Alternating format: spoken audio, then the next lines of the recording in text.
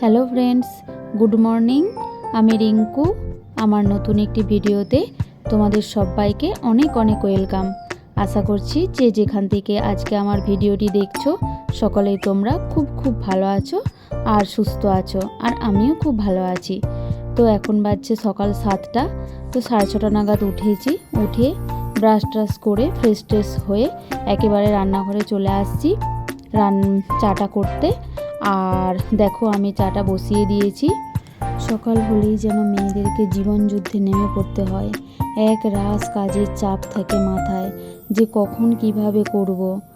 তো তবুও বলছি, যদি তুমি মাথা ঠান্ডা রেখে স্টেপ বাই স্টেপ কাজ করো না, তখন তোমার কিছুই মনে হবে না। দেখবে সময়ের মধ্যে তোমার কাজও সারা হয়ে গেছে, আর অথচ তোমার কষ্টও কম হয়েছে।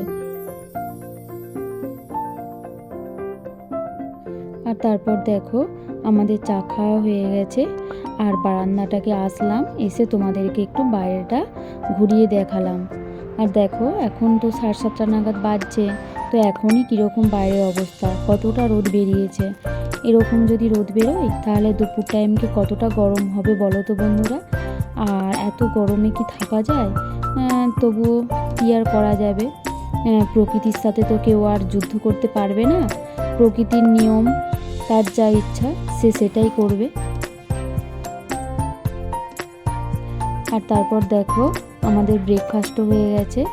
আর আমরা ব্রেকফাস্ট করেছিলাম হচ্ছে চিড়া, দই, গুড় এইসব দিয়ে। আর এখন সেই বাসনগুলোই সব ধুয়ে নিলাম ঠিকঠাক করে। আর নিয়ে আমি হচ্ছে বেডরুমে চলে আসছি। আজকে ভাবছি একটু জানলাগুলো মুছে দেব, আর হচ্ছে বিছানার চাদরটাও তুলে দেব। বিছানার চাদরটা আমি রোজ তুলি না, কারণ কেউই রোজ তুলে না বিছানার চাদর। আর তাহলেও 1 সপ্তাহ হয়ে গেছে। তো নোংরা ততটা হয়নি, কিন্তু তবুও বেশি দিন বিছানার চাদর বিছিয়ে রাখলে সেই বিছানার চাদরে শুয়ে থাকতে কেমন লাগে। তো চলো আমি বিছানাটা গুছিয়ে নিয়ে এখন গেছি, তাও আবার একা হাতে। তো কি আর করা যাবে। আর তখন মায়ের উপর সব দায়িত্ব দিয়ে দিতাম, যে মা তুমি করো। আর একটা যদি এক্সট্রা কাজ করতে হতো তখন মায়ের সাথে ঝগড়া লেগে পড়তাম। কিন্তু এখন আর কার সাথে ঝগড়া করব, কেউ তো আর নেই করে দেওয়ার মতো। তাই নিজেকে একাকেই করতে হবে, এটাই ভেবে নিতে হবে। তো তারপর দেখো আমি এই কদিন আগে এই তাকগুলো গুছিয়েছিলাম। তো তারপর দেখতে পাচ্ছি যে ওইখানগুলো পিঁমড়ে লেগে গেছে। আর বললে বিশ্বাস করবে না বন্ধুরা, মানে আমি 3তলায় থাকি। তো 3তলাকে কী করে যে পিঁমড়াগুলো আসে বা কোথা থেকে আসে আমি কিছু ভেবে খুঁজে পাই না। সব সময় সব জায়গাতেই পিঁমড়া। তো তারপর দেখো এখানগুলো পিঁমড়ে হয়ে গিয়েছিলো। তো সেগুলো তো গুছিয়ে নিতে হবে, না হলে জামা কাপড়গুলোই তো পিঁমড়ে লেগে গেলে তখন আবার আমি কোথায় কি করব। তো তার কারণে গুছিয়ে নিচ্ছি। আর আমি যে চকটা দেখালাম না বা দিচ্ছি, তোমরা দেখতে পাচ্ছ, ওটা হচ্ছে পিঁপড়ে, আরশোলা এইগুলোকে মানে নিমেষের মধ্যে শেষ মেরে দেয়। তো আমি এই চকটা ব্যবহার করি ভালো, তবে ওটা একটু সাবধানে ইউজ করাই ভালো, কারণ ওটা একটু বিষাক্ত ধরনেরই। কারণ ওটা দেওয়ার সাথে সাথেই যদি তোমার পিঁপড়ে, আরশোলা এইসব মরে যায় না, তাহলে বুঝতেই পারছো যে ওটা কতটা বিষাক্ত। তো ওটা একটু সাবধানেই ব্যবহার করতে হয়। তো আমি ওটাই ইউজ করি। ভালো, বেশ ওটা খুবই ভালো কাজ দেয়। তো ওটা তো আর সব জায়গায় দেওয়া সম্ভব নয়। আর যেখানে যেখানে পিঁপড়া হয় সেখানেই দিই। আর তারপর দেখো আমি বিছানার চাদরটা তুলে নিয়ে আর একটা অন্য বেডশিট আমি পেতে দিচ্ছি, আর বালিশের কভারগুলো পরিয়ে নিচ্ছি এখন। আমি যখন প্রথম ভিডিও দিতাম তখন হয়তো অনেকেই আমার ভিডিও দেখতো, বাট কোনো রিপ্লাই দিত না বা কোনো কমেন্ট করতো না। আমার ভীষণ খারাপ লাগতো। আমার মনে হতো যে আমি বোধহয় ঠিকঠাক করে ভিডিও করতে পারছি না বা দিতে পারছি না। তো তারপর কিছুদিন যাওয়ার পর দেখতে পাচ্ছি যে এরকম আমার দিদিভাইরা খুব সুন্দর সুন্দর কমেন্ট করছে, আর কমেন্টগুলো দেখে আমার খুবই ভালো লাগছে। আর তোমরা যে এত সুন্দর সুন্দর কমেন্ট করছো দিদিভাইরা, তো তোমাদেরকে অসংখ্য ধন্যবাদ আমার ভিডিওতে কমেন্ট করার জন্য।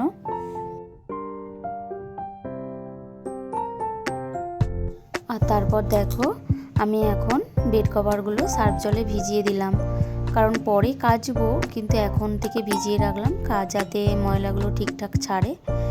আর তারপর দেখো আমি ঘর দুয়ারগুলো একটু ঝাড়ু দিয়ে নেবো পরিষ্কার করে, কারণ তোমাদেরকে তো বললাম যে ওখানগুলো পিঁপড়ে টিপড়ে হয়ে গিয়েছিল, আর সকালে তো ঘর এমনিতেও ঝাড়ু দিতে হয়, তো তার কারণেই ভালো করে ঝাড়ু দিয়ে নিচ্ছে।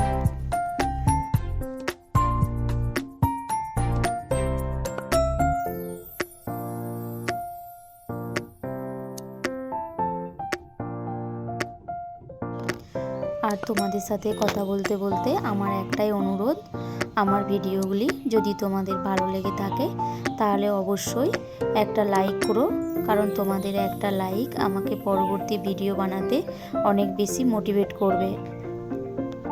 আর তোমরা যদি চাও আমি ইউটিউবে একটুখানি জায়গা করে নিই, তাহলে অবশ্যই আমার চ্যানেলটি সাবস্ক্রাইবও করতে পারো।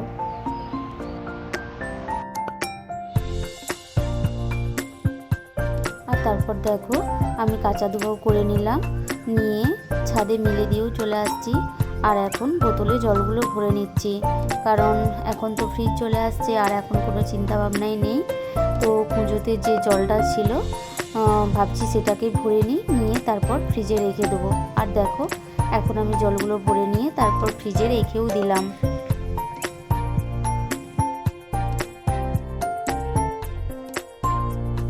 ফ্রিজটা চলে আসতে কী যে ভালো লাগছে, মানে তোমাদেরকে বলে বোঝাতে পারবো না। কারণ এক তো জলটা খেয়ে ভীষণ তৃপ্তি পাওয়া যাচ্ছে, কারণ ফ্রিজের জলের মতো তো আর ঠান্ডা জল তো কোথাও পাওয়া যাবে না, তো সেই কারণে। আর তারপরেও সবজিপাতি কিছু নষ্ট হচ্ছে না, সব কিছুই ফ্রিজে রয়ে যাচ্ছে, তো সেই কারণেই।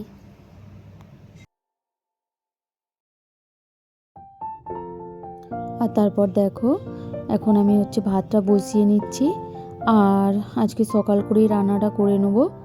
তো এখন বাজছে 9টা, তো রান্নাটা করে নিলে ভালো হবে, কারণ অনেকটাই গরম আজকে, তাই ভাবছি যে যত তাড়াতাড়ি পারা যায় রান্নাটা সেরে নেওয়াই ভালো। তো আমার ভাতটা হয়েও গেছে। আর তারপর দেখো আমি কাঁকরোল ভাজতে দিয়ে দিয়েছি।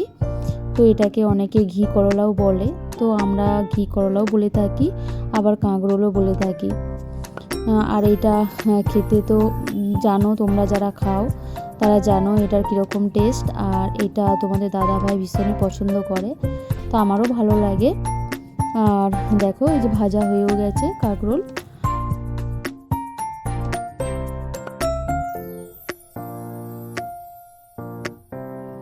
আর তারপর রান্না করছি এটা গিমা শাক।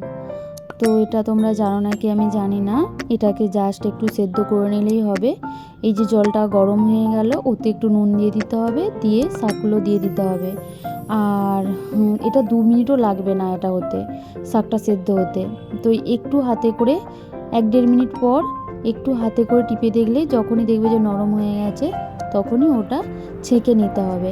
আর নিয়ে ওটা আলু সেদ্ধ আর লঙ্কা তেল করে পেঁয়াজ দিয়ে ওর সাথে মাখিয়ে খেলে ভীষণ ভালো লাগে।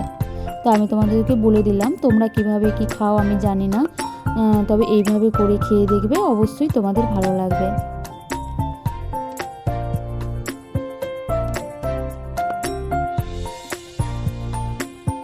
আর তারপর দেখো আমি মাছগুলো ভেজে নিচ্ছি। আর কালকে মাছটা এনেছিল তোমাদের দাদাভাই বাজার থেকে, তো কালকে আর রান্না করা হয়নি, তো কালকে কেটে বেছে আমি ফ্রিজে রেখে দিয়েছিলাম, তো আজকে রান্না করছি। আর এই মাছটার ঝোল হবে, আর মাছের মাথাটা দিয়ে আর নানা রকম সবজি দিয়ে একটা চচ্চড়ির মতন হবে। তো এখন মাছগুলো ভেজে নিচ্ছি।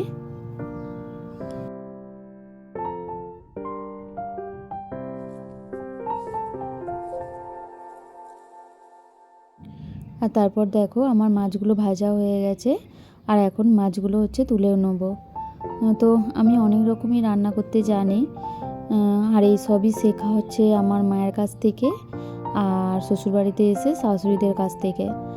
আর হয়তো অনেক রকমই রান্না করতে পারি, বাট সেইগুলোকে আমি কাজে লাগাতে পারি না, কারণ জানোই তো, মানে শরীরে স্বাদ দেয় না। মানে এটা ওটা খেলে বা যদি একটু বেশি খাওয়া হয়ে যায় তখনই শরীর খারাপ করে, অ্যাসিড করে, তখন শরীরটা ভীষণই খারাপ লাগে। তো শরীরকে তো অসুস্থ করে লাভ নেই। তো তার জন্য আমি চেষ্টা করি যতটা সিম্পলভাবে বানানো যায় বা বাড়ির খাবার খাওয়া যায়, বাইরের খাবার আমি খুবই কম খাই।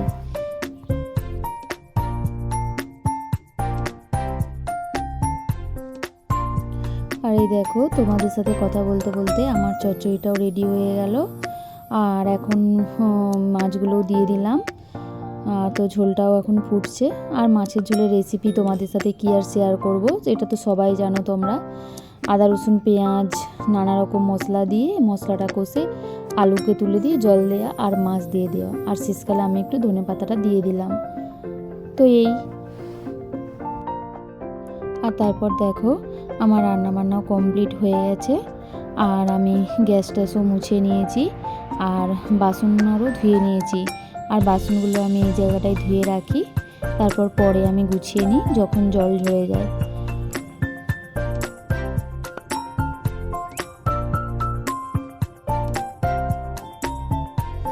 যারা চাকরি করে, যাদেরকে অফিসে যেতে হয়, তারা সাধারণত ভাত টাত খেয়ে দিয়ে যায়। তবে তোমাদের দাদা ভাই অফিসে যায় না ভাত খেয়ে। তো ওর অফিসটা তো সামনেই, মানে আমাদের তো কোয়ার্টার বা অফিস সব মানে ব্যাটালিয়ানের ভেতরে। তো আমি যেখানে থাকি, যে কোয়ার্টারে, তার 3-4টা বিল্ডিং পরেই তোমাদের দাদা ভাইয়ের অফিস। তো সেখানে আর ভাত খেয়ে যাওয়ার কোনো প্রশ্নই থাকে না। তো এমনিতেও 2টার সময় চলে আসে, তো এসেই ভাত খায়। তবে একটু দেরি হয় কোনো দিন। আর জানো তো বন্ধুরা, বাড়িতেও আমাদের সব দিনেরই একটু দেরি করেই খাওয়া দাওয়া হয়।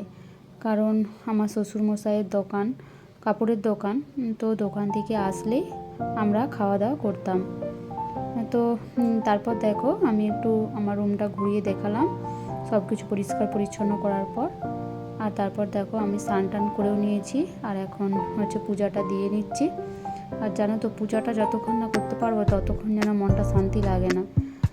আর হ্যাঁ বন্ধুরা, তোমরা যে সিংহাসনটা দেখতে পাচ্ছ ঠাকুরের, তো ওটা আমি এখানে এসেই নিয়েছি।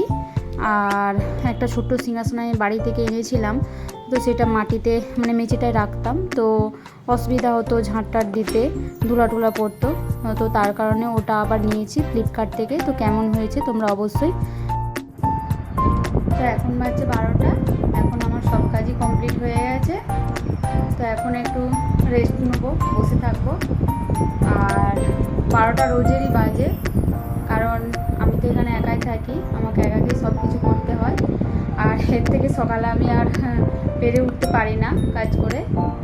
তো ঠিক আছে তাহলে বন্ধুরা, আজকে আমি ব্লগটি এখানেই শেষ করলাম। আর দেখা হচ্ছে পরবর্তী ব্লগে। ততক্ষণ পর্যন্ত তোমরা সুস্থ থেকো, ভালো থেকো এবং সাবধানে থেকো। ঠিক আছে, টাটা।